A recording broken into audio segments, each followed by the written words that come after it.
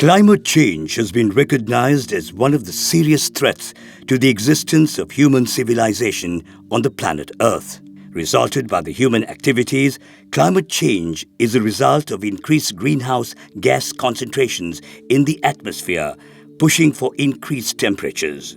Excessive use of fossil fuels and reduced tree cover has created a significant spike in greenhouse gases, especially carbon dioxide, triggered a chain of impacts on the lives, ecosystems and socio-economic processes due to changes to the predictable and long-term climate patterns.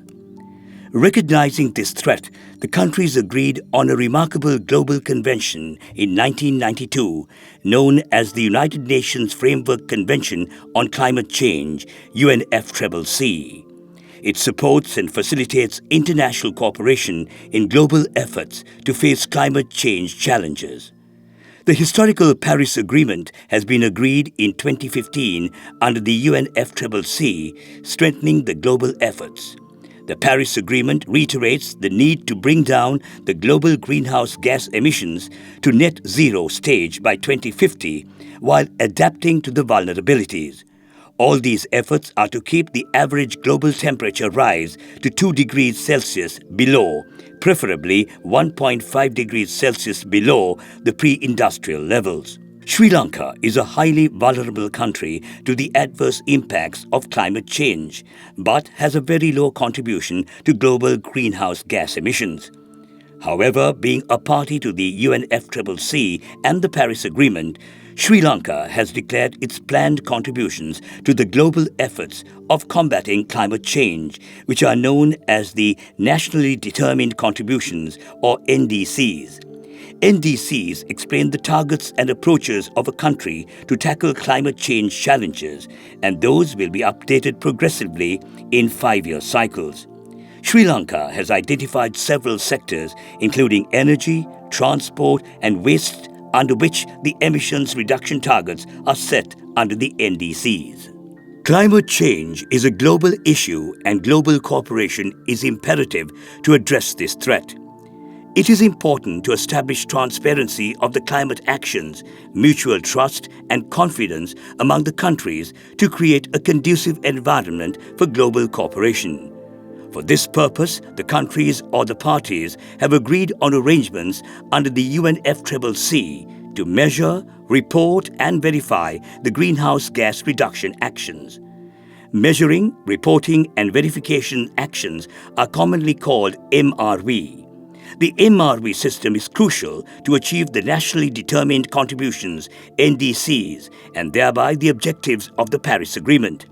There is a wider acceptance among the countries that a common system for MRV will enable efficient and effective system to see whether we are on track to save the planet Earth from dangerous climate change. The measuring or monitoring component covers 4 broader areas of information from a country: measuring of greenhouse gas emissions, measuring or monitoring of climate actions planned or implemented, measuring or monitoring of challenges and gaps of climate actions, finally, measuring or monitoring of any support received or required to address the challenges by a country.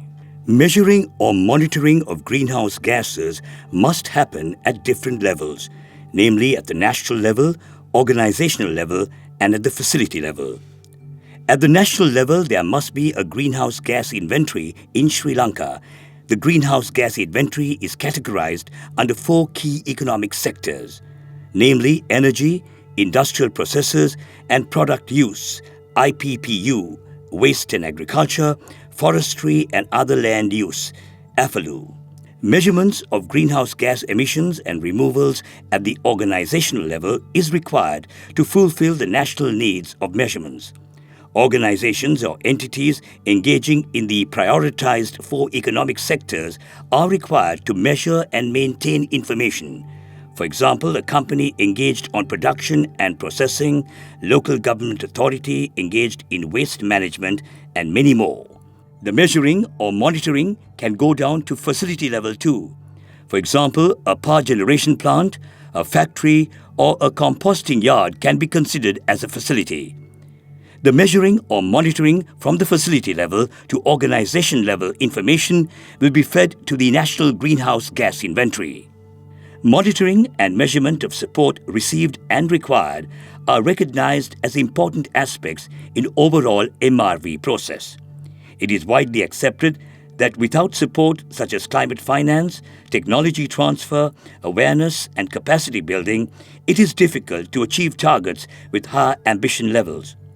There are international and regional mechanisms for providing support.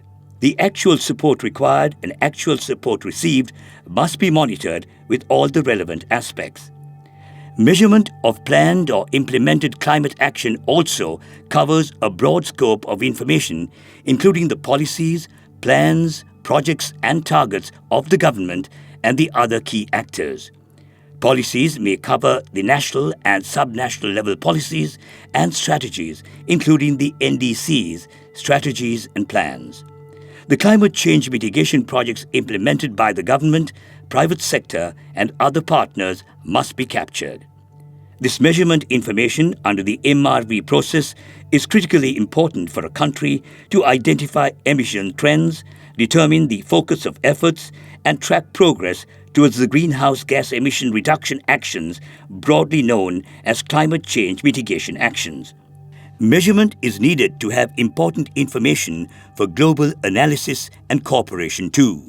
All the mentioned information will go into R of MRV or reporting requirements set under the UNFCCC and the Paris Agreement.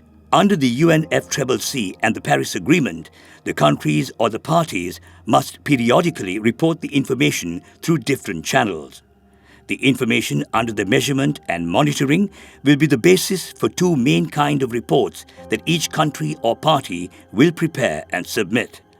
The National Communications and the Biennial Update Report, also known as BURs, the developing country such as Sri Lanka can access support to prepare these periodical reports. Verification is the final stage of the MRV process.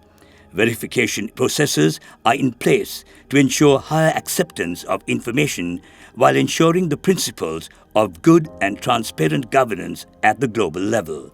The verification process includes national level verifications as well as international level verification.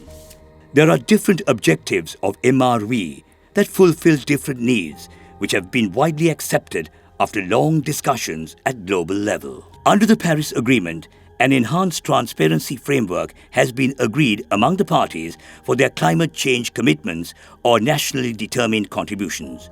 This framework is not only for measuring the actions with flexibility for countries based on their capacities, it basically recognizes that developing countries require support and resources to improve their capacities to take climate actions with high ambition level. The countries or parties are expected to provide information on climate impacts and adaptation, as well as information on financial, technology transfer and capacity building support provided, needed and received. Apart from the international level objectives, domestically the countries may be interested in MRV systems to understand their emissions profiles while tracking emissions from major industrial sources so that appropriate climate change mitigation policies are developed and in place. Or they may want to assess the sustainable development impacts of climate change measures. They may also be interested in tracking progress towards climate finance goals. How the MRV process is to be carried out. Methods and detailed designs to measure, report and verify information varies based on two aspects: what is assessed and at what level it is assessed. Some cases such as MRV of GHG emissions from mitigation projects, a variety of accepted options are available to pick. In the case of developing national level greenhouse gas inventories, there is only one internationally accepted method available, which is the guidelines issued by the Intergovernmental Panel on Climate Change or IPCC. Standard or acceptable methods and tools are available for undertaking MRV at different levels. However, the available methods may need to be customized or new methods may have to be developed to best fit the needs and circumstances. When will the MRV be performed? There are few considerations to decide the timing of MRV, whether it should be undertaken before, during, or after the emitting activity has been completed. Undertaking MRV after the activity has happened is called ex-post assessment. MRV to assess the future emission effects of an activity, such as the anticipated effects of a mitigation policy, is called ex-ante assessment. Performing MRV is an ongoing process, and decision makers should consider how often measuring and monitoring will be undertaken, as well as the frequency of reporting and verification. Who is responsible to carry out the MRV process?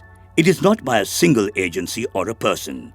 MRV process may be implemented by a broad spectrum of institutions, including governments, civil society, research organizations, and consultants. Some aspects of MRV may need to be carried out domestically, while others may be performed by an international institution such as the UNFCCC. MRV systems vary from country to country and with the type and level of MRV. In the case of MRV of emissions at the national level, the lead institution tends to be the Ministry of Environment or Ministry of Science and Technology, working with other contributing ministries. The MRV processes are important not only for global climate change mitigation efforts, but domestic efforts as well. There are strong interlinkages with sustainable development as well as other benefits to the developing countries such as Sri Lanka.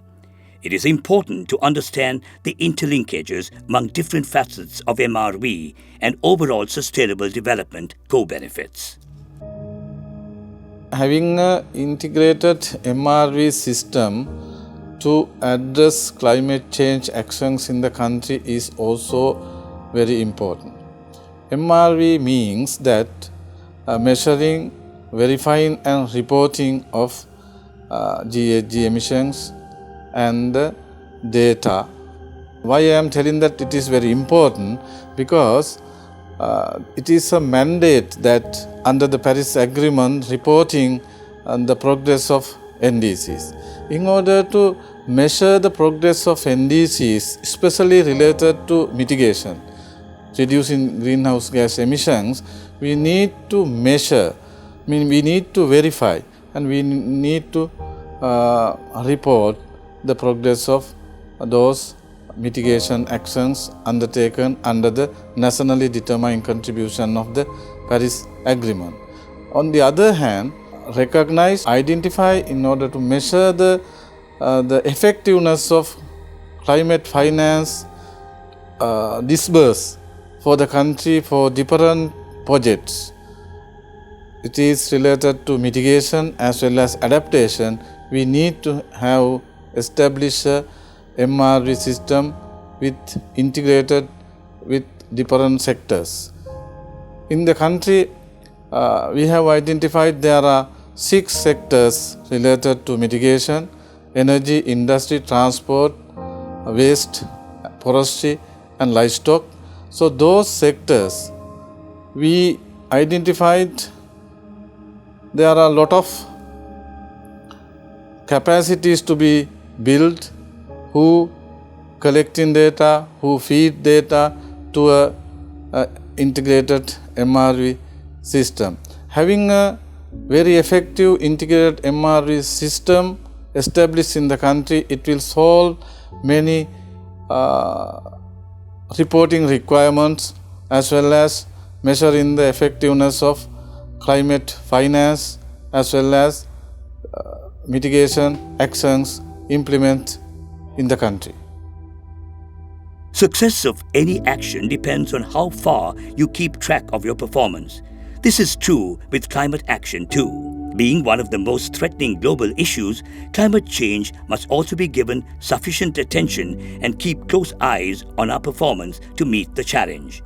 Measuring reporting and verification actions, or MRV, provides the transparency, trust and confidence among the countries and stakeholders to collaborate and take ambitious climate actions.